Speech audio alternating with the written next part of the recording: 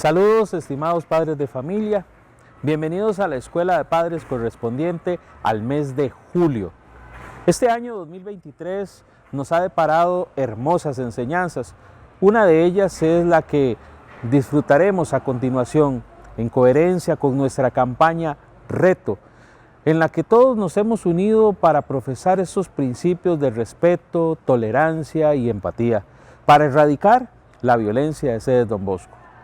Les invito a que escuchemos atentamente a nuestros compañeros Reinaldo Cardentey y Josi Israelski, quienes nos inducen en esta valiosa enseñanza.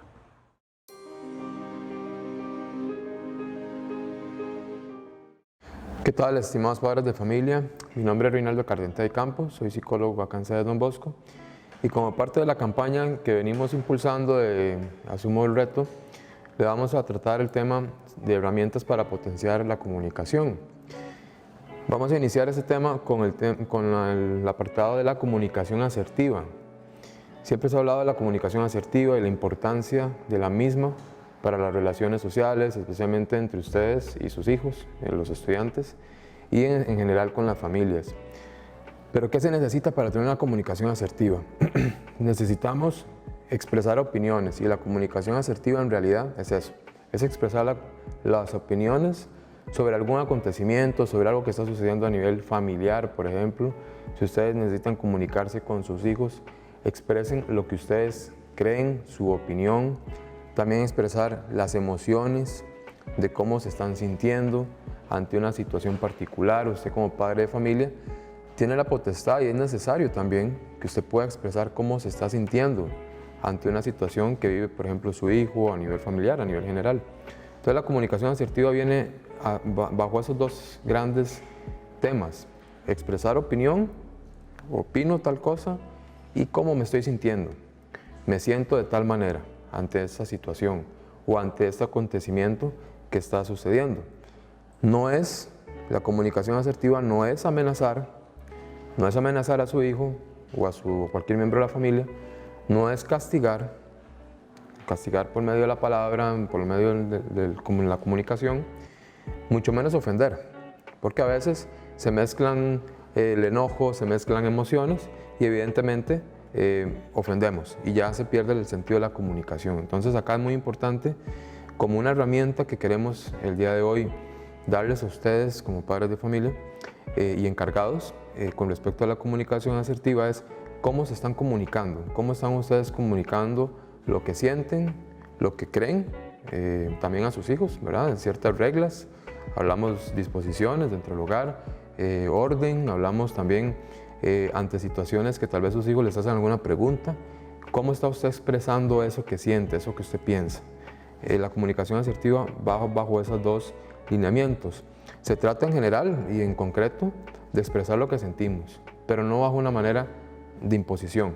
Lo vamos a ir viendo en el transcurso de esta charla. Eso es como manera introductoria con respecto a la comunicación asertiva.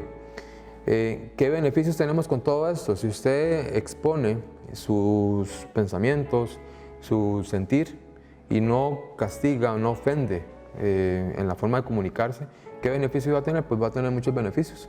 Si nos comunicamos bien entre familias y entre ustedes y sus hijos, van a haber más beneficios que problemas en realidad.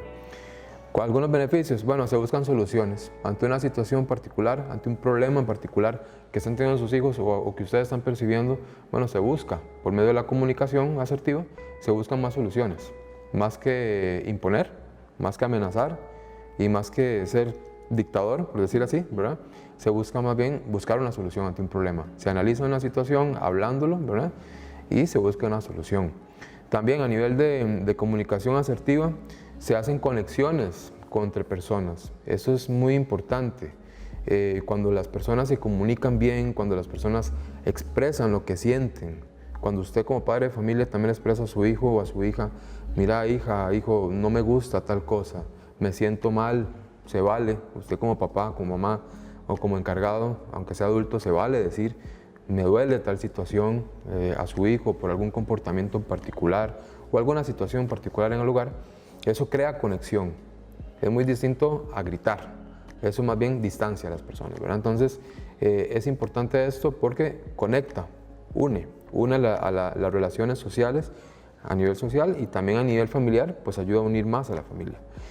Con los beneficios es que no juzgamos también, no juzgamos a la persona, no juzgamos en este caso a los más pequeños, a los chicos, no los juzgamos del comportamiento.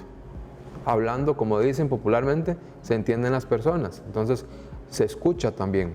Al comunicarme también genero escucha, genero que la otra persona también pueda hablar, pueda expresarse. Entonces se evita juzgar, en este caso a los hijos, o que los chicos también los juzguen a ustedes como papás, porque también puede darse la otra parte, es que mi papá, mi mamá, siempre es de tal manera, ¿verdad? Entonces, bueno, conversen, hablen, comuníquense.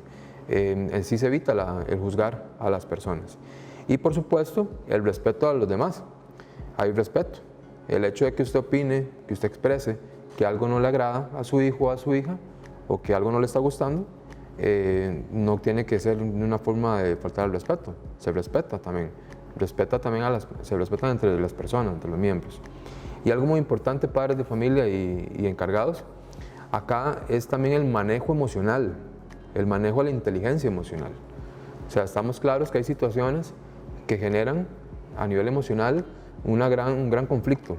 Sale el enojo en muchas ocasiones, sale tristezas, también salen frustraciones. Hay cosas que son reales, hay cosas que generan ese tipo de emociones. Pero también como adultos, en muchos momentos le hemos comentado que tenemos la responsabilidad también por madurez de intentar controlar esas emociones. Entonces, aunque usted por dentro esté mal, esté con conflicto, esté enojado y puede tener toda la razón, a la hora de comunicar usted, a la hora de expresarlo a su hijo o a su hija, es importantísimo el manejo de esa inteligencia emocional. Por eso aquí llega muy importante la comunicación asertiva, por eso se refuerza mucho ese término. Relajarse, tranquilizarse, estar tranquilo. Ok, ya una vez que usted esté tranquilo, comunique. Dé la directriz, por ejemplo, si es una directriz a su hijo, una orden, una regla, un consejo, ¿verdad? Desde la parte asertiva, desde una parte de dar consejo, no imposiciones, ¿ok? Eso es muy importante y son algunos beneficios que tenemos en la comunicación asertiva. Otras de las cosas importantes que tenemos acá, de la parte de la comunicación, son las respuestas. Las respuestas que tenemos o las reacciones que generamos ante una conversación, ¿okay? La comunicación. Cuando nos comunicamos hay estilos de respuestas, hay formas de reaccionar. Y hay tres más importantes que tenemos: la reacción o las respuestas agresivas, la respuesta asertiva, ¿verdad? Muy de lo que acabamos de comentar, y una respuesta también sumisa, que a veces también se da dentro del ámbito familiar, ¿verdad? Que puede ser incluso entre parejas, ¿verdad? También se da mucho, o incluso en otros ámbitos de la vida, en la parte social, laboral, también se da mucho eso. ¿Qué tipo de respuesta estoy teniendo yo? Acá lo importante es que usted como padre de familia pueda analizar y reflexionar, más allá de conocer la parte teórica y demás, lo que nos interesa es que usted pueda hacer una reflexión. ¿Cómo me estoy expresando? ¿Cómo estoy comunicándome con mi hija, con mi esposa, con mi esposo, con los miembros de la familia? Y ahora bien, ¿cómo estoy respondiendo? ¿Cómo estoy yo tratando esta conversación con los demás miembros de la familia? Entonces tenemos las respuestas agresivas. Estas respuestas agresivas, muy de la mano de lo que acabo de comentar, son cuando la persona habla y va a no respetar al otro. Entonces hay una transgresión en los derechos de los demás. Son imposiciones, donde tiene que imponerse lo que yo creo y de ahí no me muevo, ¿verdad? Entonces puede ser que esté de acuerdo, pero volvemos a lo mismo, que estés correcto, pero ¿cómo lo estás expresando? ¿Okay? Si es una forma agresiva. A veces no estamos de una forma correcta, a veces no es correcto lo que pensamos. Estamos equivocados muchas veces, ¿verdad? Pero acá lo importante es cómo lo estoy expresando. Si es una forma agresiva, la agresiva es eso, cuando invade al otro, cuando no hay un respeto, cuando ya hay unas ofensas, cuando hay una transgresión a los derechos de los demás. Y acá lo que me interesa es mi interés, lo que a mí me interesa, mi beneficio, y que impere lo que yo quiero y no el conjunto de la familia, ¿verdad? Entonces, acá se usa mucho, es muy común escuchar exigencias, es que debería de ser así y punto, ¿verdad? Acusaciones, acuérdense lo que mencionaba hace un rato, el beneficio de no juzgar, es que usted es, y a veces estamos equivocados, a veces estamos juzgando. Ataques, ¿ok? Ataques a la persona, Ya no es, a veces no se trata el tema en concreto de la situación, sino que se va más allá y ya entonces se saca lo que pasó hace 3, 4 años y ya el problema se vuelve muchísimo más grande y estamos conscientes de eso ha ocurrido y eso pasa muchas veces en las relaciones sociales e incluso ya llegamos a las amenazas, ya se vuelve una cuestión agresiva, amenazas, ¿verdad? Donde se pone en esta parte. Entonces, acá esto, de estas respuestas y esta manera de comunicarse también genera mucho problema. Genera muchos problemas y ya de por sí tal vez estamos tratando una situación tal vez de conflicto difícil, la forma en que se está abordando a nivel familiar entre los miembros sube más el tono y se vuelve más complicada. ¿Qué genera este tipo de respuestas a los miembros de la familia y incluso a las mismas personas? Bueno, genera soledad. Una persona que reacciona de una forma agresiva en cualquier ámbito de la vida, sea en la parte social, en la parte familiar, en la parte laboral, una persona que reacciona de forma agresiva ante algún comentario, reacciones o respuestas, la soledad puede aparecer. ¿Y cómo? La gente lo hace a un lado. Entonces, ¿qué es lo que vemos acá? Chicos que dicen, no, yo a mi papá no le digo nada porque va a reaccionar de tal manera. Va a ser como un volcán, explota. O a mi mamá, o al tío, o al encargado, quien sea. ¿Okay? Soledad. Lo empiezan a apartar. Entonces ya la persona, no, mejor no me acerco. Entonces, la persona que normalmente tiene ese tipo de reacciones va a vivir un poco, la empiezan a aislar. Incluso también, en este caso los hijos o algún miembro de la familia también que sufre estas situaciones, también empieza a apartarse. Entonces me quedo callada, mejor me reservo y no digo nada, ¿verdad? Genera conflictos, evidentemente, ya genera problemas mayores, entonces ya empiezan otro tipo de situaciones y por lo general también puede aparecer la culpa, ¿verdad? ¿Por qué dije tal cosa? ¿Por qué reaccioné de tal manera? No debía haberlo hecho. No debía haberle gritado a mi hija, a mi esposa, a mi esposo, cualquier otra persona, ¿verdad? Y también generamos culpa a la otra persona. Imagínense que usted ataque a su hijo, a cualquier otro miembro de la familia por algo que se equivocó, que a veces ocurre, ¿verdad? Le generamos culpa también a esa persona. Tras de que se equivocó y lo tratamos mal, pues se hace más grande el problema, ¿verdad? Entonces, acá es importante que evidentemente hay situaciones que no podemos apartarnos de la realidad que generan enojo, generan frustración, ¿verdad? Pero es importante lo que decía hace un rato, el manejo de esa inteligencia emocional. Es muy importante saber cuándo tengo que comunicarme, en qué momento y cómo lo estoy haciendo. Otras de las respuestas que tenemos, que acabamos de comentar, la respuesta asertiva, retomando, ¿verdad? Que es lo ideal, es la respuesta ideal y la manera ideal de comunicarnos con los demás. Es donde también usted puede defender sus derechos. O sea, la comunicación asertiva no quiere decir que usted se quede callado, que para todo diga que sí y listo, ¿verdad? No, la respuesta asertiva, también usted puede defender sus derechos, también puede defender su posición, pero de una forma sin imponer, como he mencionado ahorita, expresando mi opinión, expresando lo que siento. Yo opino tal cosa, yo creo que usted es importante, un consejo, te aconsejo tal cosa, te aconsejo lo otro, pero ya no vamos a amenazar, ya no existe tanto el atacar, ¿verdad? El juzgar, sino es expresarlo. Sean positivos como negativos también, ¿verdad? No estoy de acuerdo con algo, se vale, ¿verdad? También el decir que no, también es parte de la comunicación y cómo lo estamos haciendo, desde una parte más del respetando a los demás, respetando al otro individuo como ser humano y no juzgándolo y no atacándolo como persona, ¿verdad? Entonces no impone. Yo opino tal cosa, pero puede ser que me tomen en cuenta, puede ser que no, pero la vida continúa y seguiré apoyando. Eso se da mucho incluso en la parte laboral también, ¿verdad? A veces podemos opinar, no estar de acuerdo con algo, pero no vamos a generar un conflicto a nivel, por ejemplo, de una organización, a nivel incluso de la familia. Queremos tal sillón, tal sofá, bueno, es mi opinión, pero no vamos a generar un conflicto y vamos a imponer, no, ese sillón y punto, ¿verdad?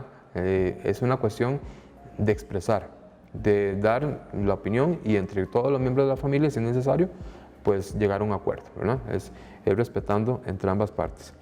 Acá, como mencionaba también, ayuda mucho esto de buscar soluciones, ¿verdad? Si todos opinamos, si todos hablamos a nivel familiar, pues entre todos se puede llegar a una solución y a veces es más sencillo. que solamente una persona, ¿verdad? Que es solo una persona que imponga y punto, ¿verdad? Entonces, acá es importante esto. También genera oportunidades entre los miembros de la familia en conocerse, en compartir, en generar más espacios de compartir, en conocer a su hijo, a su hija. A veces decimos, no conozco mucho a mi hija o a mi hijo. Bueno, pero ¿cuánto conversamos con ellos, ¿verdad? ¿Cuánto escuchamos? ¿Cómo es la comunicación asertiva en este sentido? Y por supuesto la convivencia en el hogar, ¿verdad? No quiere decir que no hayan problemas a veces, por supuesto que lo hay, a veces existen y es parte de la convivencia, pero se evita, ¿verdad? Se bajan los problemas, disminuyen y sobre todo se busca una solución ante una situación y van disminuyendo esos conflictos. Entonces, lo ideal es esta respuesta asertiva que todos tengamos, eso es lo ideal, ¿verdad? Otra de las respuestas que muchas veces ocurre y a veces es la más constante, parece mentira, pero es realmente la que más se da junto a veces con la parte agresiva también, es la respuesta sumisa. La respuesta sumisa a veces se da mucho en el hogar, que es una respuesta donde predominan los derechos de los demás, o sea, sobre los propios, o sea, hay una falta de expresión. Entonces me quedo callado, mejor no digo nada, mejor no expreso nada, a todo digo que sí, pide disculpas por dar la opinión y tal vez lo hizo de una forma asertiva, pero al final, disculpe que haya dicho tal cosa. No, si no hay una transgresión a los derechos de los demás, ¿por qué tienes que pedir disculpas? Estás siendo respetuoso. Entonces, la persona sumisa, la respuesta sumisa, se da mucho sobre eso, ¿verdad? No es directo, anda como decimos por ahí, así como indirectas y, ¿verdad? No es concreto en las cosas. Entonces, a veces se queda callado por miedo, ¿verdad? Por miedo. Y también dejan que le falten al respeto, ¿verdad? A veces ocurre mucho, que son personas que no se quedan calladas e incluso le faltan al respeto y lo asumen y no dicen nada por temor, ¿verdad? Por puro temor. Entonces esto genera muchas veces incluso a nivel emocional pues depresiones, ¿verdad? Porque la persona se siente atacada y no expresa nada, no dice no me gusta tal cosa, ¿verdad? De una forma asertiva, genera conflictos también y por supuesto que aislamiento, ¿verdad? Entonces no opina, se queda callado y enojo. Esto es muy importante. Muchas veces se da mucho, especialmente en los chicos, ¿verdad? Que ellos no expresan y están enojados por dentro. Entonces también exprésalo de una forma correcta. Incluso a nivel familiar, entre adultos también. Un esposo, una esposa, no dicen nada para no alterar al esposo o a la esposa, ¿verdad? Y eso no es sano. No es sano, hay un problema de comunicación. Entonces la respuesta sumisa, muchas veces la persona va guardando y va guardando, como decimos popularmente, y en una de esas pues explota, como decimos popularmente también, explota y es donde se viene un problema muy grande. Entonces es importante también tener y reforzar mucho lo que es la respuesta asertiva, ¿ok? Entonces ahora, a partir de ahora, el compañero Josi Israelski les va a hablar sobre un tema también que es relacionado a la parte de la comunicación, que viene a reforzar también todo lo que les vengo comentando, que es sobre los axiomas de la comunicación. Entonces le vamos a dar el pase al compañero para que él aborde este tema. Saludos madres, padres y personas encargadas. Mi nombre es Josi Israelski Pérez. Como comentaba mi compañero Reinaldo, soy compañero del equipo SICOBE. En este caso me desempeño como orientador acá en sede Don Bosco y pues quiero darle un poco de continuidad a la información que venía hablando mi compañero Reinaldo. En este caso creo que el primer encuadre fundamental para hacer es, mi compañero Reinaldo les habló un poco de la forma ya específica en la cual dentro de los sistemas familiares se ejecutan los procesos comunicacionales, como más la cotidianidad. En este caso yo quiero pues poder aportarles un poco, ¿verdad? Desde la máxima de la idea de que entre más información tengamos y entre más conozcamos tanto de la teoría como de la práctica, pues eso nos va a ayudar a ir desarrollando nuevos patrones comunicacionales que incidan en todo el sistema familiar e inclusive con las personas en las cuales nosotros nos rodeamos. Creo que lo primero, ¿verdad?, de la parte más teórica que hay que entender es que entre más conectemos como seres humanos con que el proceso comunicacional tiene que ser consciente, eso nos ayudará a que eso mejore y vayamos buscando ese patrón más asertivo que hemos estado conversando durante esta escuela para padres, ¿verdad? Hemos hablado un poco de la parte agresiva, de la parte más sumisa y cómo entonces encontramos un equilibrio desde la parte asertiva. Entonces, para ir adentrándonos un poco en la parte teórica, el día de hoy mi propuesta es un poco desde algo que se ha ido desarrollando a través de las escuelas psicológicas y que nos da pautas, ¿verdad?, el día de hoy para entender la comunicación, no solo en la familia, sino en la interacción de todos los seres humanos e inclusive en la parte de comunicación propiamente se analizan estos detalles. ¿Qué es lo que entendemos como los 5 axiomas de la comunicación? El primer axioma, ¿verdad? Bueno, antes de entrar en el tema del primer axioma, tenemos que entender que estos 5 axiomas de la comunicación fueron propuestos, ¿verdad?, por un psicólogo que se llamó en su momento Paul Watzlawick y que lo que hace es describir o desgranar todos los procesos comunicacionales que tienen en la interacción de las personas en sus diferentes círculos o sistemas, ¿verdad?, en los cuales las personas interactúan. El primer axioma, ¿verdad?, que es como la base propia de todos los procesos comunicacionales es entender que es imposible no comunicar, ¿verdad? Pareciera un poco paradójico lo que se está diciendo, pero en realidad es entender y conectar con esta idea de que a pesar de que yo no esté dando un mensaje verbal, mi forma, mi postura, la forma en la que estoy sentado, la forma en que vuelvo a ver a las personas, la forma en que interactúo más allá de las palabras, da información a las otras personas. Es claro cuando uno está en una reunión o está compartiendo con una persona que su parte corporal me dice cosas más allá de su parte verbal. Entonces, eso es lo primero que tenemos que entender. En la vida, en todos los aspectos y en todas las formas de interacción, algo estamos comunicando. Estoy comunicando que me siento cómodo, cómoda, estoy comunicando que me siento incómodo, incómoda, estoy comunicando que me siento enojado, que me siento feliz, ¿verdad? Entonces, la base de esto es entender, papás, mamás, personas encargadas, que dentro de esta situación realmente siempre estamos diciendo algo. Cuando mi hijo, cuando mi hija, cuando yo mismo estoy teniendo una conversación y simplemente me levanto y me voy, cuando mi hijo o mi hija estamos conversando y simplemente cierra la puerta o está viendo para el techo, ¿verdad?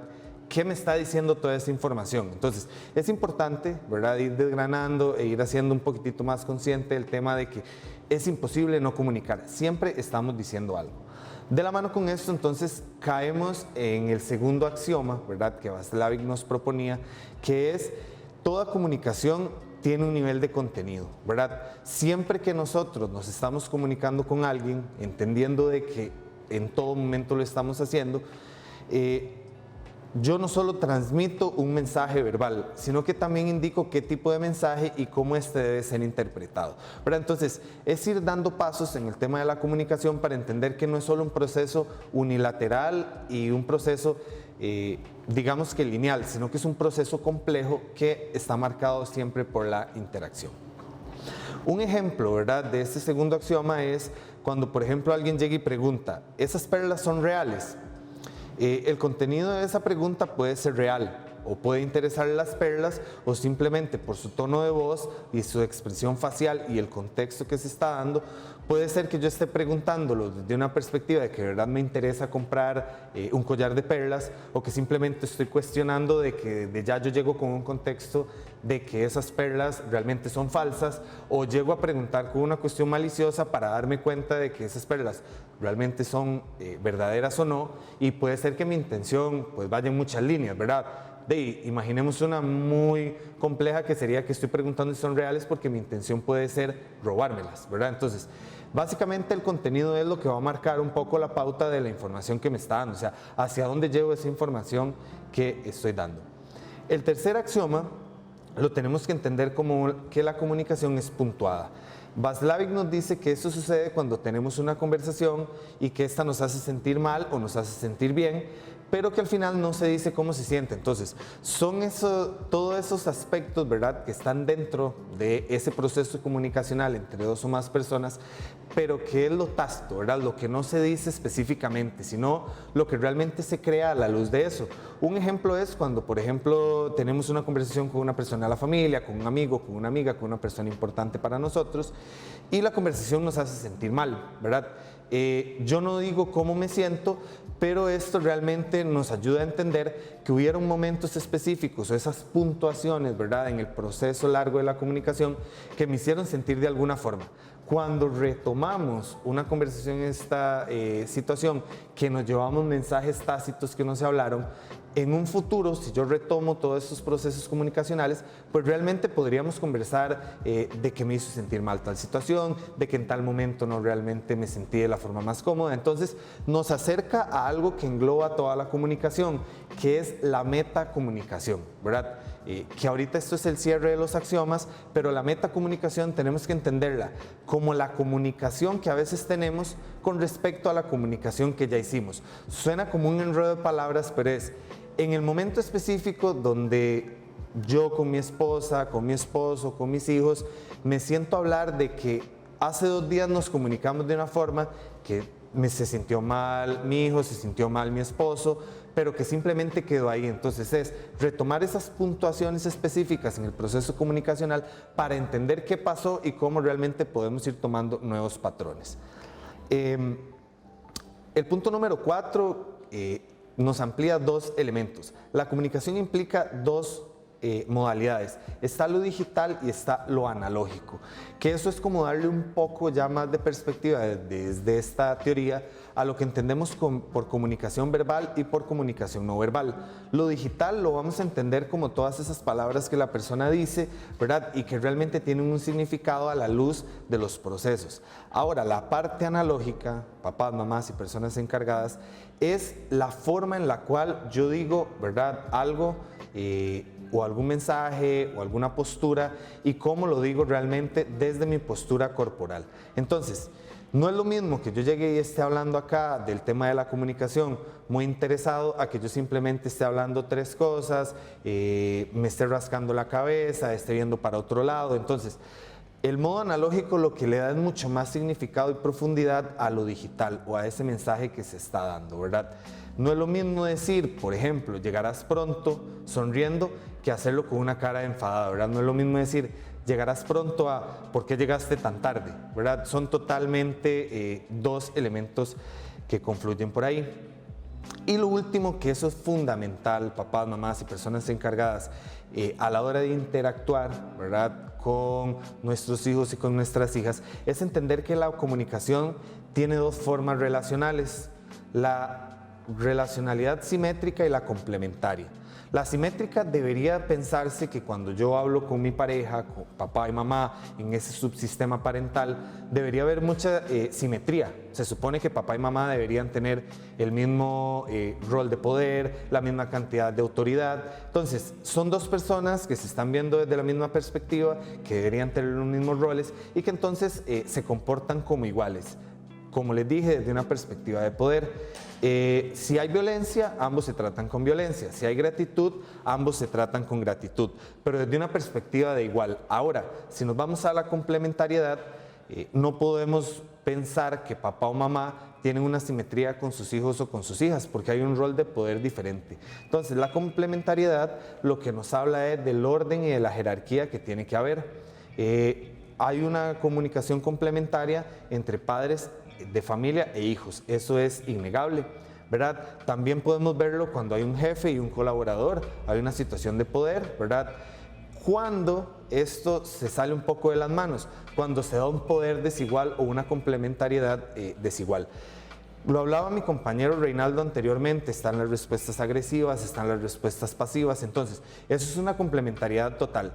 Una persona que es muy agresiva con una persona que es muy pasiva, hay una complementariedad porque hay una diferencia de poder, hay una diferencia de roles, pero que entonces poco a poco eso sí puede tener resultados nefastos. La complementariedad nos ayuda, pero si se sale de control, puede realmente llevar a procesos muy complicados.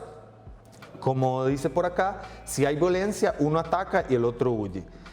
Si hay sumisión, pues mientras uno está en procesos de sumisión, el otro está en procesos un poco más de atacar y demás, ¿verdad? Entonces, para ir entrando en otra perspectiva teórica e ir dando todavía mayor énfasis en toda esta perspectiva, tenemos que entender que la comunicación es un proceso interaccional base en los procesos familiares, ¿verdad? Desde muchas perspectivas, pero desde la que les queremos plantear el día de hoy, desde la perspectiva de otro psicólogo que trabajó mucho el desarrollo familiar, que es Olson. Él plantea que hay 3 ejes específicos a la hora de entender la interacción familiar como un todo. Está la adaptabilidad, que es cómo la familia se va adaptando, ¿verdad? Como lo dice la palabra, a todos los procesos de cambio, a las situaciones que un sistema familiar presenta. Está la cohesión, que es la forma entonces en la cual la familia se ordena y se desordena a la luz de todos estos procesos de adaptabilidad, pero dentro de estos 2 elementos hay un factor que es el que nivela, ¿verdad?, los procesos de adaptabilidad y de cohesión, que es la comunicación, ¿verdad? Entonces, la comunicación es ese elemento fundamental que a través de cada uno de los ciclos vitales, ¿verdad?, que la familia se enfrenta, nos va ayudando a entender y a equilibrar estos 2 procesos. De ahí que en la familia, ¿verdad?, realmente la comunicación sea tan relevante. Dicho esto, y para entrar un poquitito más en este tema, hay otra autora que nos habla de los patrones de comunicación. Los patrones de comunicación tenemos que entenderlos como una similitud a la propuesta que nos hacía el compañero Reinaldo de las 3 respuestas. Esta autora lo que nos hace es ampliar un poquitito más la forma en la cual yo me relaciono en mi sistema familiar desde la perspectiva interaccional con las demás personas. Entonces, está la persona que puede ser muy aplacadora, que es simplemente la persona que ante algún conflicto cedo, aplaco, ¿verdad? Trato de no involucrarme en problemas, y es una posición muy sencilla, porque entonces ante un conflicto simplemente yo lo que hago es retirarme, trato de poner todas las herramientas que están en mi haber para poder disminuir el conflicto o el proceso que se esté dando. Ahí pues pierde y gana. Tenemos la persona acusadora, ¿verdad?, que es esta persona que siempre está como con el dedo así, señalando a todo el mundo, diciendo que ustedes están mal, señalando todas las diferentes situaciones que no se están dando de buena forma en el sistema familiar o en el sistema en que me encuentre. Y suele ser una persona justamente que puede ser muy agresiva con su comunicación, como lo hablábamos al inicio. Está la persona distractora, que es la persona que ante un conflicto comunicacional, ¿verdad?, realmente lo que hace es salir con chistes, salir con alguna cuestión que realmente se sale totalmente de la situación tensa y ayuda a que realmente el proceso no llegue a ningún lado. Esto lo podemos ver mucho, ¿verdad?, en los sistemas familiares. Es muy típico este patrón en la sociedad costarricense como tal. Está la persona calculadora, que es esta persona que usted la ve callada cuando se están dando algún conflicto y está analizando todo. Habla poco, pero cuando habla suele ser muy concreta, muy analítica. Quizás son personas que hasta inclusive son conocedoras de algún tema, y cuando hablan de ese tema o se comunican de ese tema, pues sacan hasta datos científicos y demás. ¿Cuál es el modelo que nosotros, desde la perspectiva de esta autora, pues deberíamos buscar? Se llama el modelo nivelador, que a la luz de la propuesta también de Reinaldo es ese modelo asertivo que nos permite expresarnos de la forma en que nos sentimos, que nos permite hablar de las situaciones que de verdad nos están sucediendo y que ayuda realmente a nivelar todos los otros patrones. Entonces, como hemos venido hablando en esta escuela para padres, ¿verdad?, tanto desde los planteamientos de Reinaldo como los que les he estado hablando, tenemos que entender o buscar ese ideal, ¿verdad?, papás, mamás, personas encargadas, ese ideal asertivo, ese ideal nivelador, ese ideal de complementariedad respetuosa, ¿verdad?, y de que nos puede ayudar a ir creando patrones aún más positivos, ¿verdad?, para comunicarnos. Y ese proceso, ¿verdad?, donde papá y mamá se ven similares, pueden tener la misma cuota de poder, pueden tener la misma cuota de autoridad para desarrollar nuevos procesos, ¿verdad? Entonces, ¿cuál es la propuesta y cuáles, digamos que esos elementos específicos que queremos heredarles el día de hoy? En el marco de toda esta campaña que hemos estado desarrollando durante este año y el pasado, en el marco de la campaña Reto, es fundamental la forma en que nos comunicamos. Los procesos comunicacionales que se desarrollen dentro de nuestro sistema familiar quizás sean la base para cómo nuestros hijos y nuestras hijas van a heredar nuevos procesos comunicacionales en su nuevo ambiente escolar, colegial y demás. Entonces, nuestra propuesta es esa: tratemos en casa, ¿verdad?, de ir modelando nuevos aspectos, de ir modelando nuevos patrones, de ir haciéndonos conscientes de cuál es la forma en la cual nosotros interactuamos desde este elemento de la comunicación con las demás personas, porque eso se convierte en la base para que en un futuro yo pueda desarrollarme en todas las demás áreas de la mejor forma. Entonces, importante señalar esto de la campaña reto porque la comunicación a veces en las aulas se convierte en un problema que al final tenemos que resolver desde la parte de orientación, desde la parte de psicología, desde la parte disciplinaria, ¿verdad? Y que al final podría ser que desde casa se puedan ir modelando nuevos patrones. Y por último, quiero heredarles una idea que al final de cuentas dentro de la terapia familiar es una idea realmente muy fuerte y que nos conecta y tenemos que entenderla como ese cable a tierra que nos puede permitir ir creando nuevos patrones. En la familia muchas veces, ¿verdad? Lo más común es que nosotros estemos oyendo lo que la otra persona nos está diciendo para simplemente responder desde nuestra perspectiva de madre, de padre, de hijo. Entonces, cambiemos un poco esta idea de solo oír para responder y cambiémoslo un poco más por un proceso de escuchar para poder comprender. Cuando pasamos de simplemente estar en ese modo automático de estar simplemente oyendo el discurso para ya responder lo que queremos y más bien me hago consciente, tiro un cable a tierra y digo voy a ponerle atención a mi hijo, a mi hija, a mi esposa, a mi esposo, de qué es lo que realmente me quiere decir, ¿verdad? Entonces damos todo ese proceso de cambiar de oír para responder a realmente escuchar para poder entender y acompañar. En ese proceso entonces estamos practicando completamente este patrón asertivo donde le permito a la persona expresarse, donde le permito a la persona decir lo que siente y demás, y a la luz de eso entonces yo como parte de un sistema familiar puedo ir creando nuevos procesos. Y todo esto entonces, para cerrar, se engloba en lo que les hablaba anteriormente de la metacomunicación.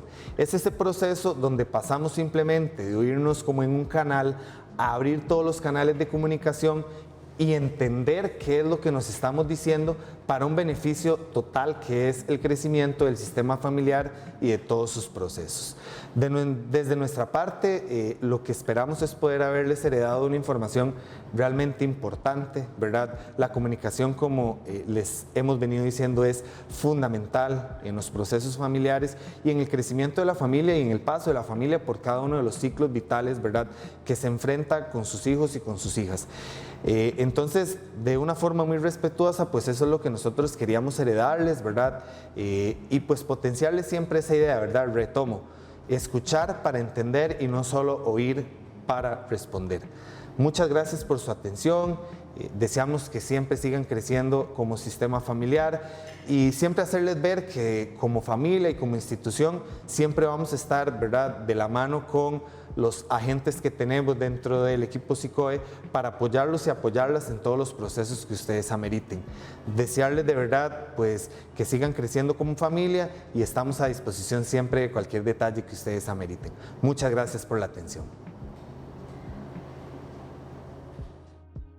Agradecemos a nuestros compañeros Reinaldo Cardentey y Josie Israelski por esta valiosa enseñanza. Espero que usted y yo nos sumemos al reto, que seamos parte de esta mentalidad de cambio. Ahora, en coherencia con nuestro modelo de escuela de padres, tenemos un tema muy valioso, un tema relacionado con la nutrición, de gran valor para usted y sus hijos. Seguidamente escucharemos a la nutricionista Adriana Argüello, quien nos da algunos consejos muy importantes para una sana nutrición familiar.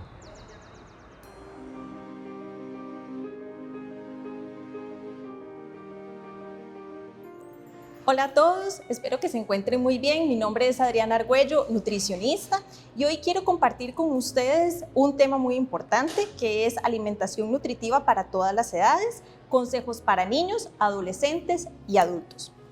Entonces, un poquito de lo que les traigo hoy es hablar acerca de los hábitos alimentarios, cómo se forman, algunos consejos puntuales sobre alimentación saludable enfocados tanto para niños, adolescentes y adultos y algunas conclusiones o consideraciones finales. Entonces, para comenzar, vamos a hablar un poco acerca de los hábitos. Cuando nosotros hablamos de qué es un hábito, podemos decir que es un proceso gradual que se adquiere a lo largo de los años, mediante una práctica repetida. Algunos ejemplos de hábitos, por ejemplo, lavarse los dientes, bañarse, peinarse, ¿verdad? Son prácticas que nos enseñan desde que estamos de niños y que de una u otra forma los repetimos hasta inconscientemente, ¿verdad? Los hacemos, ya llegamos a la adultez y seguimos repitiendo esos hábitos. Cuando hablamos de un hábito alimentario, son los patrones de consumo de alimentos que se han enseñado o que se van adoptando paulatinamente de acuerdo a los gustos y preferencias.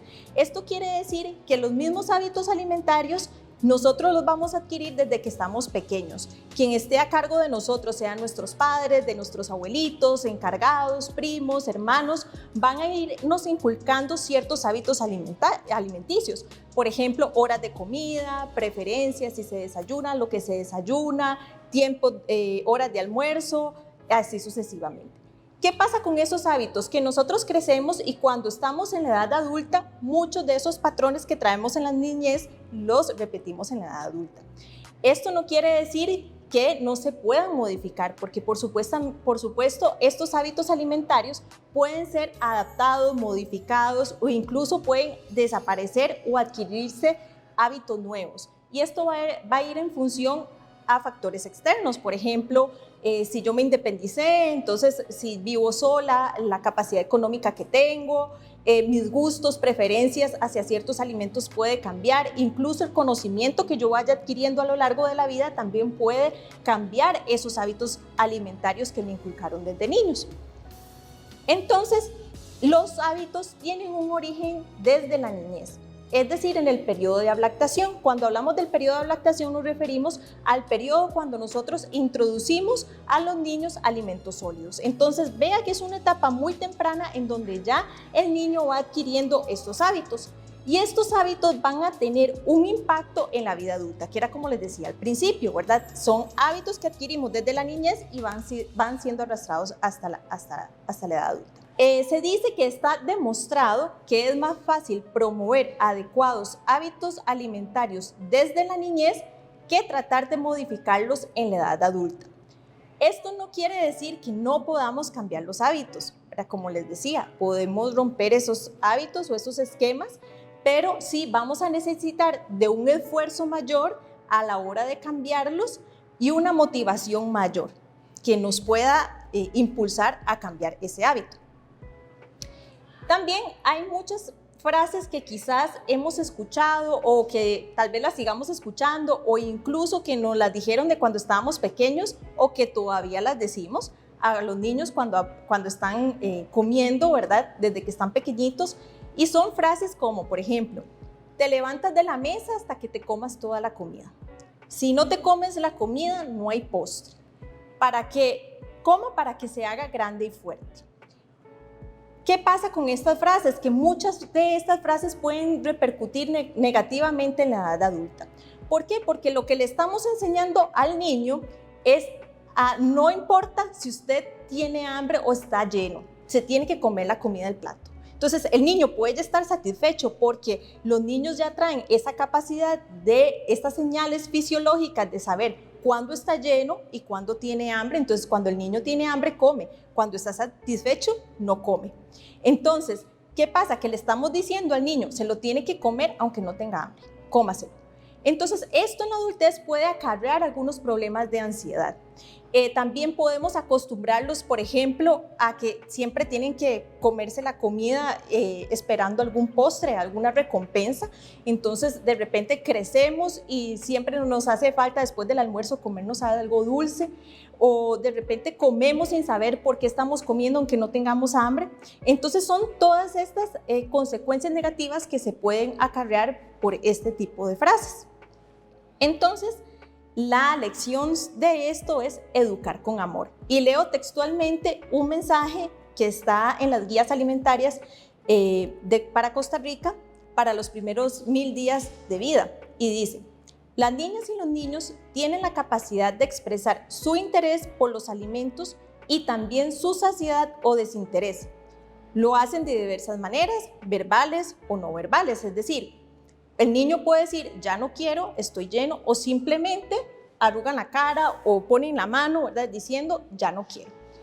Estas señales deben ser respetadas a pesar de que la cantidad que se haya consumido no se ajusta siempre a los deseos de los cuidadores. Esto ayuda a que las niñas y los niños creen hábitos y sean adultos más saludables. Entonces, entendemos mucho la preocupación que sienten los padres o los cuidadores al ver que el niño me dejó comida, no se comió toda la comida. ¿Cuándo debería preocuparme eso? Cuando ya yo veo que eso es una práctica frecuente, que todos los días a la hora de comer es un problema, nunca se quiere comer la comida. Entonces ahí sí podemos preocuparnos y hacer la consulta con el especialista. Pero también tenemos que entender de que el niño todos los días, al igual que nosotros los adultos, no todos los días comemos lo mismo, no todos los días tenemos lo mismo apetito, ¿verdad? De repente el niño ese día casi no jugó, durmió más y pues tenía menos hambre. Entonces son factores que nosotros también como padres de familia tenemos que ver y analizar cuando estamos a cargo de la alimentación de nuestros hijos. Entonces, pasando un poquito ya, viendo cómo se forman los hábitos, pasamos a ver qué es un hábito saludable. Un hábito saludable son aquellas prácticas de consumo de alimento por medio de las cuales las personas seleccionan su alimentación en función de mantener una buena salud. Es decir, ya yo adecuo mis prácticas sabiendo que es lo más saludable para mí y ahí ya yo empiezo a formar mis nuevos hábitos saludables. Y también, bueno, ¿qué es una alimentación saludable? Bueno, se caracteriza por ser suficiente, moderada, equilibrada y variada. Y estos son aspectos sumamente importantes que vamos a ir viendo a lo largo de este tema. Ahora bien, entramos a la parte de los consejos, propiamente ya en torno a una alimentación saludable. El primer consejo es una alimentación variada y natural. En la imagen que nos están mostrando, la representación del plato de alimentación saludable. Este plato, como ustedes pueden ver, está dividido la mitad, está conformado por vegetales y frutas. Vegetales no harinosos, por ejemplo, la lechuga, el tomate, el chayote, la zanahoria, el zucchini, brócoli, aquellos vegetales que no son harinosos y también todas las frutas que existen. Entonces, la mitad del plato va por frutas y vegetales. Un poquito más de la mitad, como ustedes pueden ver en la imagen, está compuesta por alimentos que son los cereales, las leguminosas y las verduras harinosas. Entonces encontramos en los cereales, por ejemplo, el arroz, en las leguminosas los frijoles, los garbanzos, las lentejas y todas aquellas verduras harinosas. Por ejemplo, el plátano verde, el plátano maduro, el camote, la papa, etc. La yuca, por ejemplo, ahí encontramos este grupo. Y en la porcioncita que ustedes ven un poquito más pequeña son los productos de origen animal. Entonces vamos a encontrar todo lo que son carnes blancas, carnes rojas, los lácteos como la leche, el queso, el yogur y el huevo. Entonces esa es una guía, una base para tomar decisiones con relación a una alimentación saludable. Y esto es lo que idealmente se debería consumir de cada grupo de alimentos a lo largo del día. ¿Y por qué esta proporción? Bueno, porque esta alimentación variada aporta todos los nutrientes que el cuerpo necesita. Necesita energía para estudiar, necesita energía para hacer ejercicio, necesita energía para hacer las actividades diarias y cotidianas. También es importante valorar la proporción y la variedad en esa proporción. Entonces, con eso vamos a obtener más energía, vamos a mejorar la salud de nuestro sistema inmunológico, es decir, vamos a ser más resistente a enfermedades y también vamos a mejorar el control del peso. Acá, por ejemplo, gráficamente, ¿verdad? Si bien lo vieron en la imagen, representado también el plato, podemos señalar, por ejemplo, el arroz, los frijoles, ¿verdad? Que no pueden faltar en la mesa de los costarricenses. Tenemos una porción de carne y tenemos la mitad del plato de vegetales, cubierto con vegetales, que pueden ser vegetales cocinados al vapor o bien la taza de ensalada. Y una pequeña porción de grasa saludable que en este caso está representado por el aguacate. Entonces, así se vería el plato de alimentación. También podrán ver en las siguientes imágenes, bueno, 3 imágenes, Uno de ellos está compuesto por arroz, garbanzos con pollo y pueden ver la presencia de vegetales con el brócoli y la zanahoria que están ocupando igual la mitad del plato. En el segundo caso lo ven un poco más como un tipo casado, donde está formado por arroz, frijoles, como el que les acabo de mostrar, una porción de pollo acompañado de ensalada, de vegetales cocinados y de plátano maduro. Y la tercera imagen muestra un desayuno, entonces tenemos una porción de gallo pinto acompañado de huevo frito, queso y los vegetales que sería tomate. Entonces así, gráficamente o visualmente, ustedes pueden tener una guía más fácil de cómo se podría ver mi plato saludable. Siguiendo con el consejo número 1, ¿verdad? Vimos que es una alimentación variada, pero también una alimentación natural.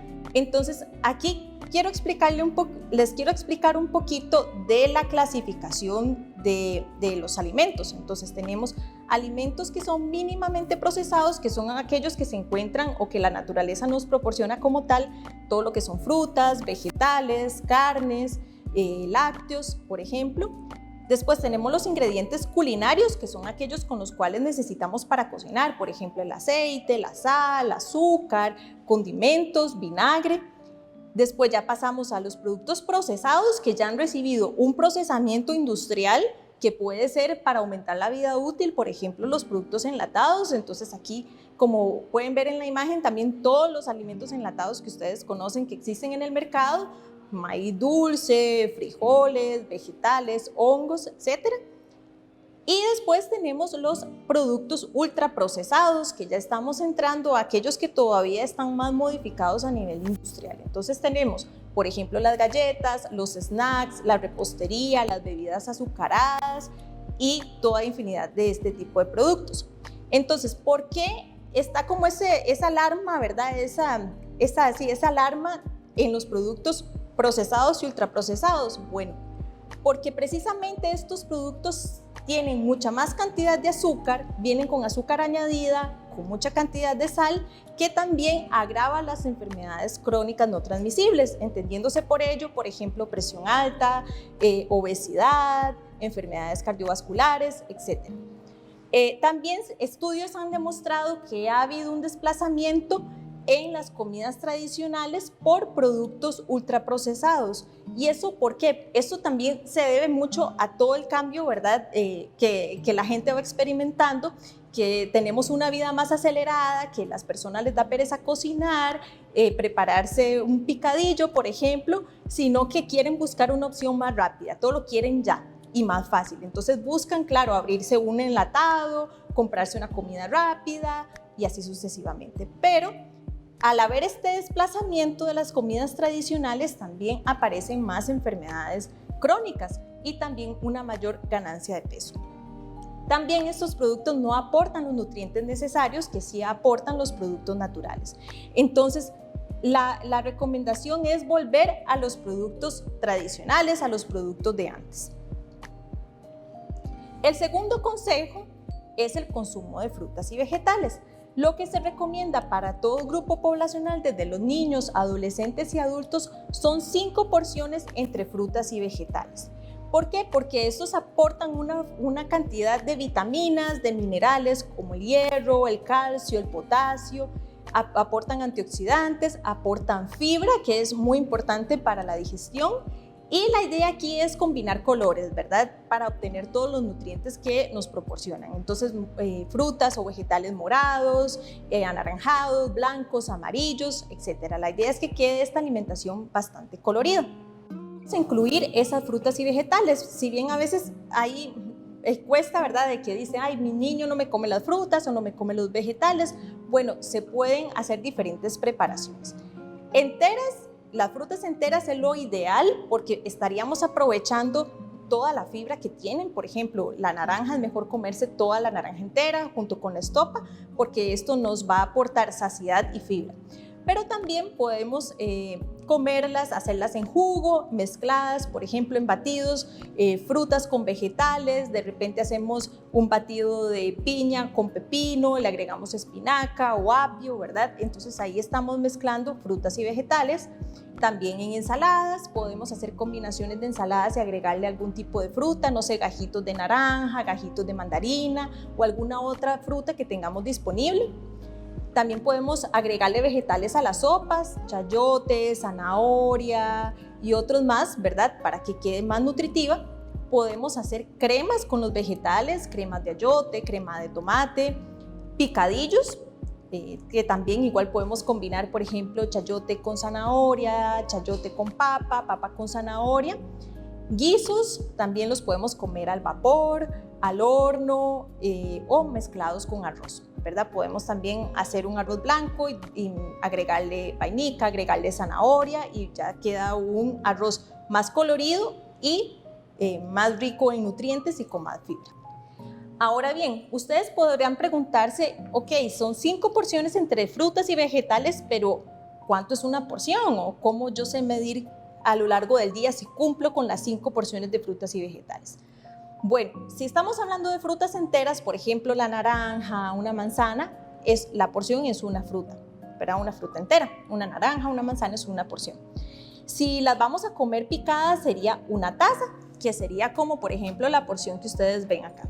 Esto es una taza y ustedes pueden mezclar la fruta picada, las frutas que tengan disponibles, no importa si son solamente 2, puede ser piña, papaya, puede ser mango con piña o puede ser banano con papaya. Aquí tenemos piña, papaya, fresas y banano, ¿verdad? La porción sería una taza si las vamos a consumir picadas. Si las vamos a consumir en jugo, sería medio vaso de jugo. Si las vamos a comer como troceadas, por ejemplo, aquí tenemos una porción de papaya, ¿verdad? Que es como gruesito.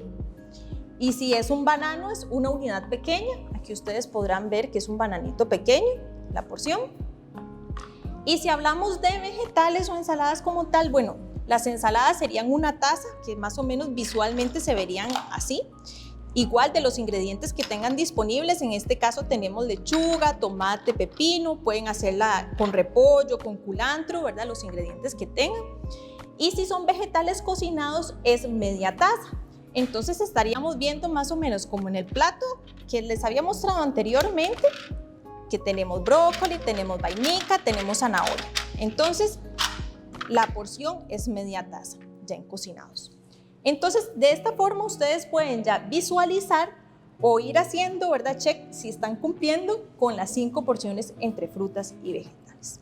¿Cómo podemos aprovechar también el consumo de frutas y vegetales? Bueno, buscar cuando es la temporada de esa fruta o de ese vegetal. Acá en esta imagen ustedes pueden ver desde enero hasta diciembre cuáles son las frutas y vegetales de temporada. ¿Y por qué se recomiendan que busquen la opción de temporada? Bueno, porque sabemos que los vamos a encontrar más frescos y también mucho más económicos. Y ahora continuamos con el consejo número 3, que es el consumo de productos altos en fibra. Entonces, ¿cómo podemos incluir en nuestra alimentación diaria productos fuente de fibra? Por ejemplo, en cereales integrales como el pan integral, las pastas integrales, el arroz integral, incluso los cereales de desayuno integral. Estos aportan buena cantidad de fibra. Las leguminosas, todo lo que son frijoles negros, blancos, rojos, los cubaces, los frijoles tiernos, la lenteja, los garbanzos, por la cascarita o el ollejo que tienen, eso es una muy buena fuente de fibra. Y también podemos obtener fibra a través de las frutas y vegetales, como ya les había mencionado, que las podemos comer de todo tipo, con cáscara, las que se les puede aprovechar la cáscara, o sin cáscara, como aquellas que necesitamos quitarle la cáscara, como el banano o la piña. Siempre es importante aprovechar, digamos, si nos vamos a comer una manzana o alguna fruta en donde sí se pueda comer la cáscara o la naranja, por ejemplo, comerse la estopa, ¿verdad? Porque es ahí donde vamos a encontrar la cantidad de fibra necesaria. Entonces, ¿por qué es importante la fibra? Bueno, mejora el funcionamiento del sistema digestivo, es decir, combate el estreñimiento. La fibra viene actuando como una escoba, como si fuera una escoba. Entonces, vamos a ejemplificar la fibra como si fuera esto de acá. Vamos a imaginar que esto es el intestino grueso y aquí pues se almacena la materia fecal. Entonces, todo ese consumo de fibra que nosotros le estamos aportando al cuerpo por medio de los alimentos van a actuar como si fuera una escoba, ¿verdad?, en el intestino, y va a hacer que sea más fácil la expulsión de las heces. Entonces, de esta forma, en conjunto con el agua, es decir, también mantener una buena hidratación, va a hacer que evitemos el estreñimiento. Además, otra de las funciones de la fibra es que reduce los niveles de colesterol en sangre. También hay un retraso en la absorción de glucosa en la sangre, y esto es porque los alimentos tardan más, o sea, son más lentos en salir del estómago, hay un retraso del vaciamiento gástrico, y también nos proporciona una mayor saciedad, es decir, nos vamos a sentir más llenos. El cuarto consejo es el consumo de probióticos. Los probióticos son bacterias beneficiosas para el organismo. Entonces podemos encontrar estos productos con probióticos, por ejemplo, el yogur, la leche agria, la bebida kombucha, que se ha puesto mucho en tendencia, el kéfir, que es un tipo de yogur, vegetales fermentados como el repollo fermentado, que se llama chucrut. Son preparaciones o productos que tienen bacterias beneficiosas en el organismo. ¿Cuáles son los beneficios que podemos obtener de ellos? Bueno, va a prevenir la diarrea asociada a antibióticos, por lo tanto restaura ese balance microbiano. En el intestino hay un montón de bacterias y lo importante es mantener ese balance entre bacterias buenas y bacterias malas, por decirlo de alguna forma. Y lo que viene aquí, ¿verdad? Es importante que cada cierto periodo en el año hay brotes de virus, ¿verdad? Cuando aparecen las primeras lluvias y demás, vemos que nuestros chiquitos, ¿verdad?, agarraron un virus con diarrea, con vómito. Entonces, después de ese periodo de diarrea y vómito, es importante restaurar esa microbiota con productos con probióticos, ya sea dándoles yogur o dándoles algún suplemento, incluso, ¿verdad?, como las que venden a nivel de mercado, enterogermina u otros productos que se encuentran en el mercado, para poder hacer ese balance microbiano. También favorece el crecimiento de microorganismos beneficiosos, por lo tanto va a fortalecer el sistema inmunológico y también va a reducir los síntomas del síndrome intestino irritable para aquellas personas que también lo padecen. Entonces, desde niños, igual los probióticos se pueden, los productos con probióticos se pueden brindar a los niños, ¿verdad? El yogur específicamente, a partir entre los 6 al año, a los 12 meses ya se le puede introducir el yogur, que sea yogur natural, sin azúcares añadidos. Entonces ya podemos ir haciendo ese balance microbiano. El quinto consejo es el consumo de grasas saludables. Y entonces aquí quiero hacer una clasificación, una diferencia entre lo que son grasas saludables y grasas o insaturadas y grasas saturadas. Cuando hablamos de grasas insaturadas, podemos ver, por ejemplo, productos como los pescados, el salmón, el atún. Encontramos las semillas, por ejemplo, el maíz, la almendra, las semillas de marañón, la linaza, la chía, el aceite de oliva, soya, canola, girasol y el aguacate, que también es una grasa saludable. ¿Por qué es una grasa saludable? Porque produce muchos beneficios para el organismo. No pasa como el caso de las grasas saturadas, que se acumulan a nivel de las arterias. Estas no, y más bien lo que ayudan es aumentar los niveles de colesterol bueno, que la gente llama popularmente, que es el HDL, y también tiene muy buenos efectos a nivel cognitivo. Entonces, para los chicos que están estudiando, ¿verdad?, como nuestra población, que tiene desde niños desde prekinder, escuela y colegio, es importante el consumo de estas grasas saludables, porque se han visto en diferentes estudios que las personas que tienen una mayor ingesta de este tipo de ácidos grasos también van a tener mayores niveles de grasas a nivel del cerebro, lo que es la parte del hipocampo, y esto va a mejorar el aprendizaje y va a mejorar también la memoria. Por otro lado, tenemos las grasas saturadas, que las encontramos en los productos de origen animal, específicamente, por ejemplo, en el queso crema, la natilla, la mantequilla, los quesos. Cuanto más maduro sea el queso, más contenido de grasa va a tener, los embutidos, los helados y, bueno, muchos alimentos más. Esto, ¿verdad? Estas grasas saturadas sí forman, ¿verdad? Su consumo excesivo puede llegar a formar placas en las arterias, ¿verdad? Que van a bloquear las arterias y también van a producir enfermedades cardíacas. No es que no podamos consumir alimentos que contengan grasa saturada, sino es un balance, ¿verdad? Sabemos que podemos comer grasas saturadas, pero preferir aquellas que sean insaturadas.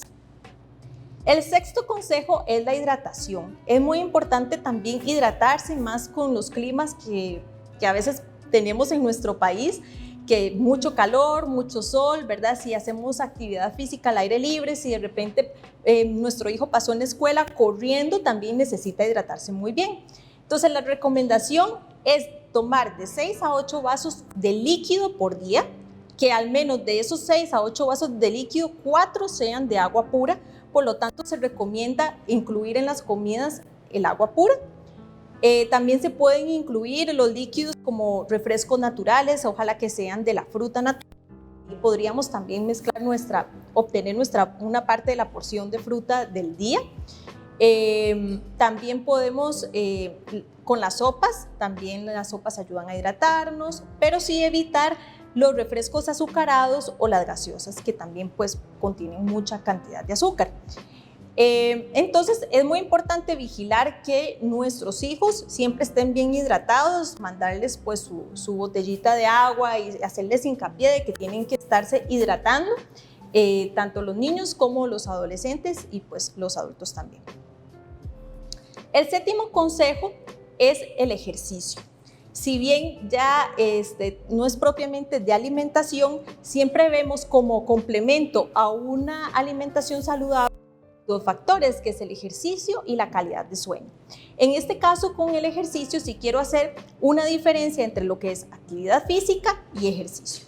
Cuando hablamos de actividad física, son las labores diarias que hacemos todos los días y que, si bien se produce un gasto energético, ya nuestro cuerpo se ha adaptado a hacerlas. Por ejemplo, hacer la limpieza de la casa, o si de repente, no sé, la estudiante que va para el colegio tiene que desplazarse de una parada de buses a otra y tiene que caminar 500 metros, esto es actividad física porque la hace todos los días y ya el cuerpo se ha adaptado a eso.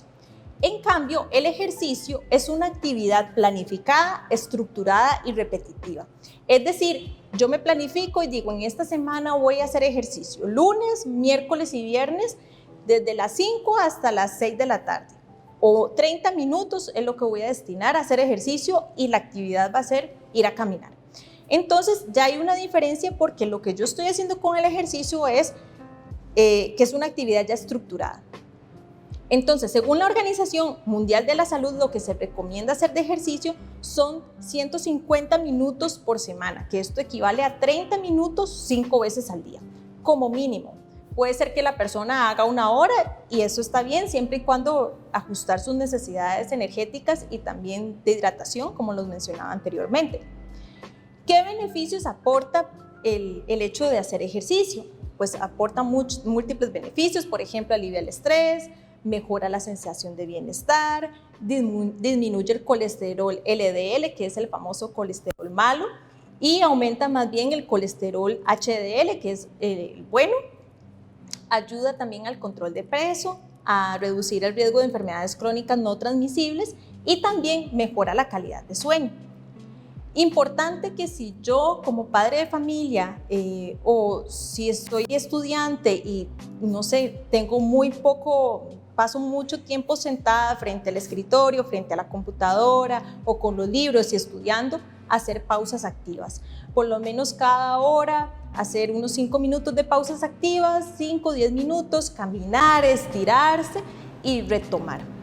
Ahora, este tema también es muy importante con el ejercicio porque cada vez los chicos son más sedentarios y buscan menos ejercitarse. Y eso porque también la tecnología viene a acaparar una mayor parte del tiempo de ocio en los niños y resulta que prefieren estar jugando en las apps, viendo redes sociales, viendo series de Netflix, viendo películas o en otras aplicaciones y pues ya no dedican el tiempo a hacer actividad física o ejercicio. Entonces ahí es importante hacer el balance también de identificar si mi hijo pasa mucho tiempo sentado, si pasa muy sedentario, y también volver a las rutinas un poco como las de antes, que los juegos incluían movimiento, ¿verdad? Jugábamos rayuela, brinca la cuerda, y eso hacía que uno siempre estuviera en movimiento. Pues la idea es un poco esa, retomar ese tipo de actividades y generar que el niño en su juego también haga ejercicio. El octavo consejo es el sueño. También, como les comentaba, ¿verdad? Es un pilar muy importante para tener una mejor calidad de vida y una mejor salud en general. Entonces, se ha demostrado que las personas que duermen menos horas de las que requieren o que se acuestan muy tarde tienen mayor probabilidad de tener una menor calidad de sueño en el futuro, de tener una menor regulación emocional, de tener una menor función cognitiva, peores hábitos alimentarios y también menor actividad física. Y esto para nuestros hijos, más si están estudiando, es sumamente importante, porque imagínense ustedes si el chico, mi hijo, se acostó tarde viendo una película, viendo una serie, no duerme la cantidad de horas requeridas, va al día siguiente, se levanta temprano, va a la escuela, ese chico en algún momento de la mañana, su cerebro se desconectó, va a estar cansado, va a tener sueño. Entonces, ¿qué es lo que pasa? Que va a escuchar a la profesora, pero no le está poniendo atención, no va a poder aprender, su cerebro está como desconectado, por decirlo de alguna forma, su procesamiento está más lento, y entonces eso hace que después que vio, no se acuerda lo que vio, no se acuerda lo que dijo la profesora. ¿Por qué? Porque tenía sueño. Entonces, por eso es tan importante que nuestros chicos que están estudiando duerman la cantidad de horas requeridas. Y acá ustedes pueden ver en esta imagen una tabla donde se indican cuántas son las horas recomendadas según la edad. Entonces, por ejemplo, a nivel preescolar, que son niños de 3 a 5 años, la cantidad de horas recomendadas es de 10 a 13 horas. En escolares, que son de 6 a 13 años, de 9 a 11 horas. En adolescentes, la cantidad recomendada es de 8 a 10 horas. En personas adultas, 7 a 8 horas, y adultos mayores de 7 a 8 horas. En adultos, perdón, era de 7 a 9 horas. Entonces, ustedes pueden ver que conforme vamos creciendo y vamos siendo cada vez más adultos, la cantidad de horas requeridas se va disminuyendo, pero lo importante es cumplir con esa cantidad de horas de sueño. Y entonces también nuestro cerebro nos va a agradecer todo eso. Importante, crear rutinas de horarios para dormirse, o también quitar distractores a la hora de dormir, el teléfono, tablets, computadora, si tienen televisor apagarlo, y más bien ir fomentando en ese niño o en ese adolescente rutinas antes de acostarse. Por ejemplo, algo que ya sea para tranquilizarlos, ya sea escuchar música relajante o de repente leer un libro, algo que más bien vaya bajando como sus niveles, ¿verdad? Y ya sea próximo a dormir. Igual con las comidas, que la cena sea 2 horas antes de dormir, para que también sea una cena ligera, para que también pueda conciliar mejor el sueño. Entonces, esos son algunos tips, ¿verdad? Para ayudar también a conciliar mejor el sueño. Y como noveno consejo y último, y que lo dejé de último porque es un tema muy amplio que se puede extender muchísimo más, y es el tema de alimentación consciente y en familia. Cuando nos exponemos a una alimentación en familia, es decir, que están todos los miembros de la familia, ya sea mamá, papá, hermanos y el niño o la niña o el adolescente, estamos exponiendo a todos estos miembros de la familia a una exposición a alimentos saludables y a tener una buena relación con los alimentos. La idea de este proceso de alimentarse sanamente es también crear una buena relación con los alimentos, no pensar que hay alimentos que no se pueden comer, porque como vimos anteriormente, para tener una alimentación balanceada se incluyen todos los grupos de alimentos, quitarle el miedo o ciertos mitos de que el arroz me engorda, el pan me engorda, ¿verdad? Entonces, hacer más bien hincapié a una alimentación saludable en donde yo sé que voy a tener una buena relación con esos alimentos disfrutar el momento de alimentarse y esos alimentos que estoy consumiendo y generar ambientes agradables. La idea es comer en un ambiente donde yo esté tranquilo, que no hayan discusiones, que no hayan peleas, que no tenga que estar comiendo de pie o al frente de un dispositivo. Entonces, la idea de esta alimentación plena es básicamente establecer una relación sana con la comida a través del control de la mente. Entonces, ¿cómo podemos lograr esto? Aquí les voy a dejar una serie de puntos importantes. Uno de ellos es comer sentado, siempre buscar un lugar cómodo, agradable y tranquilo donde yo me pueda sentar a comer. Siempre identificar por qué voy a comer, si es que tengo hambre o es porque corresponde a una emoción, si es que voy a comer porque estoy aburrida, porque estoy triste, porque estoy estresada. Identificar esto es muy importante para saber si nosotros estamos de verdad respondiendo a nuestra señal fisiológica de tengo hambre y estoy comiendo porque tengo hambre o simplemente guiada por una emoción. Estar atento a estas señales de hambre y saciedad, es decir, tengo hambre, busco alimento y como sanamente, y cuando ya estoy satisfecha decir hasta aquí, dejo de comer. Comer despacio y disfrutar cada bocado de alimento que me llevo a la boca.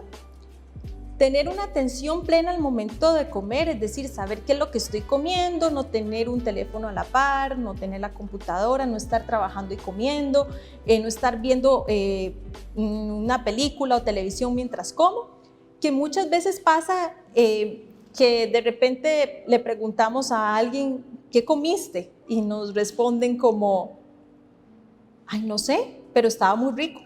Entonces, el no saber identificar qué era lo que yo me estaba comiendo quiere decir que yo no le estaba prestando atención a lo que yo me estaba comiendo en el momento de comer, al acto de comer.